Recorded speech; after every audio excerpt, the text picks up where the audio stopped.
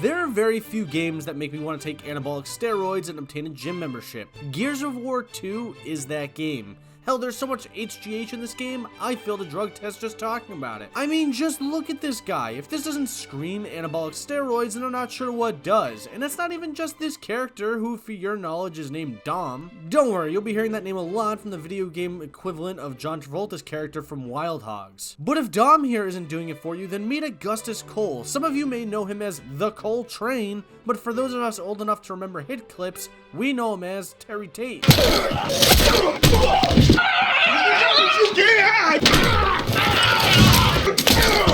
wanna play games, Gene? Well, when it's game time, it's pay time, baby! Woo!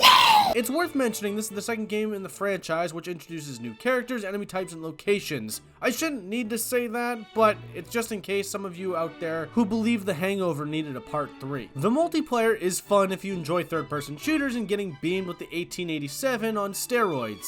Bashing on this multiplayer would be like a defensive tackle hitting a Make-A-Wish kid. It's in sports where you just... Oh my god! It's just honestly not fair because A, my skill level with Gears multiplayers is like Zach Wilson's skill level when throwing a football, much respect to his MILF game though, sup Lisa. And B, third-person arcade shooters give me like a weird headache, but mainly the skill thing. What is to appreciate about Gears multiplayer is the map design and its arcade style of play. You just gotta appreciate those basic things in life, baby. Bring back the shift. Another pro was the amount of characters you could play as. If you actually decided to try and complete challenges or do various things in the campaign or Horde, you would be able to unlock more characters. The Horde mode is the better wave-based game mode that came out in 2008. Suck on that, zombies. Yes, you were playing on multiplayer maps. Yes, it was more fun. You can survive up to 50 waves, with each wave becoming harder and harder with more and more different boss types coming in. So basically, imagine in, let's say, round 1, you're facing pre-steroid Barry Bonds, with round 40 to 50 being Juice Barry Bonds Supreme. It's also playable up to 5 players, so again, take your 4-player mode and stick it, zombies. The campaign is better described as a bunch of dudes experiencing insane amounts of roid rage, while slicing and dicing everything in their path, while fighting a roided up version of the Putty Patrol. A lot of steroids here. The story is about humanity being on its last legs as the Roid Patrol slowly inches its way through the last stronghold, Jacinto. The story follows Marcus Phoenix with sidekick Dom, who's basically the video game equivalent of Rich Piana, RIP, try to find the best way possible to stop the Locust while also uncovering a bit of their past. Honestly, a lot of these characters are hard to put into words, so instead I'll just use a series of clips to give you a better perspective on who these characters are. Marcus. Anya, it's a giant worm! They're sinking cities with a giant worm! Dom. Maria, why did you leave me, huh? Cole. Delta Squad is in your house, bitch! You hear that shit? Baird. I hear you, Baird. Then get me the hell out of here! Ty. Carmine. Wait, there's another one! Watch out! I hurt, Sarge. As the game progresses, you find out that the Locust are using some giant worm, not Alaskan, to sink entire cities.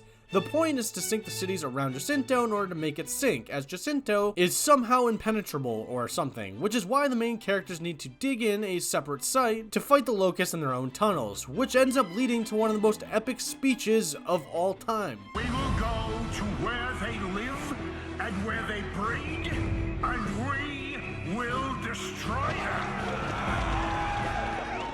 This is the day we take the battle to the heart of the enemy.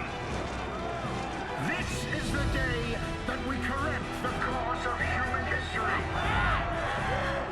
This is the day we ensure our survival as a species.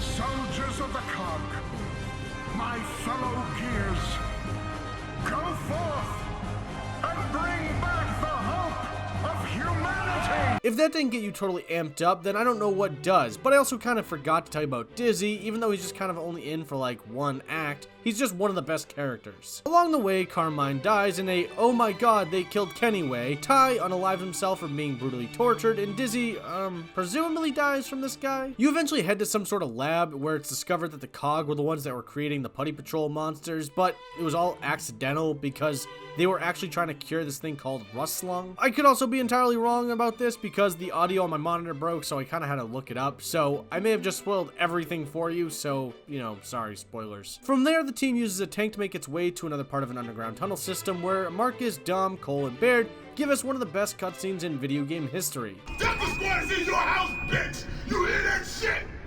Your grubby ass bitches are going down! Like way down! Dead down! So down you ain't gonna know which way is up! Your ass is gonna be quiet till your skink ass queen! Oh, Bobby, you let the bad man hurt us! Fuck you! We gonna whoop your mama's ass!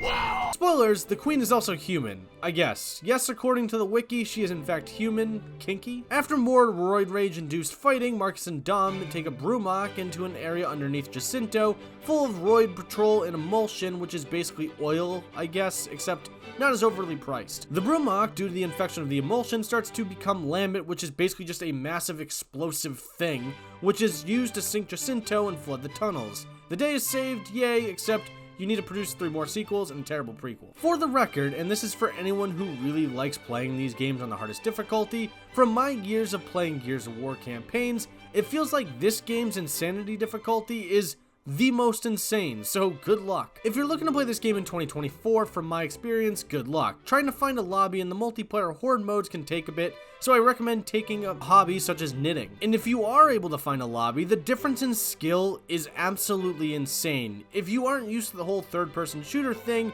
then you are going to get dunked on. On a scale of slamming to jamming, I'd say Gears of War 2 is Metallica. Well, that's it for Gears of War 2. I'm curious to see what you think in the comments section below. Will we ever see another game like Gears of War 2 again? Let me know what you think in the comments section below. If you enjoyed the video, great, maybe consider leaving a like, and if you didn't, well, it's not getting much better than this, but hit that subscribe button to avoid the clutches of Jackson Mahomes' terrible TikTok dances, and well, bye.